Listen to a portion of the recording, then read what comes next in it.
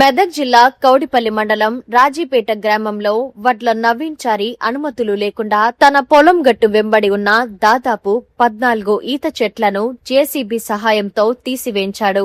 అందుకుగాను రాజీపేట గౌడ సంఘం వారు సంబంధిత ఎక్సైజ్ శాఖ వారికి దరఖాస్తు ఇవ్వడంతో కేసు నమోదు చేసి దర్యాప్తు చేపట్టారు. ఈ సందర్భంగా సీఐ గులాం ముస్తఫా మాట్లాడుతూ గౌడ గీత కార్మికులకు ఈత చెట్లే జీవనాధారంగా బతుకుతున్నారని, జిల్లా అధికారుల ఆదేశాల మేరకు అనుమతులు లేకుండా ఈత చెట్టును కూల్చివేస్తే నాన్ బెయిలబుల్ కేసులు చేస్తామని, ఎంతటి వారినైనా ఉపేక్షించేది లేదని వారు హెచ్చరించారు. అంతేకాకుండా తెలంగాణ రాష్ట్ర ప్రభుత్వం అక్రమంగా ఈత చెట్లను కూల్చివేస్తే ఎక్సైజ్ శాఖ చట్ట ప్రకారం కేసులు చేయాలని ఉత్తర్వులు జారీ చేశారు. అందుకుగాను జిల్లాలో ఎక్కడైనా అనుమతులు లేకుండా చెట్లను కూల్చివేస్తే వారిపై చట్టపరమైన చర్యలు తప్పవని వారు తెలిపారు. ఈ కార్యక్రమంలో assistant excise Satish, SA Raghavender Rao వారి సిబ్బంది పాల్గొన్నారు.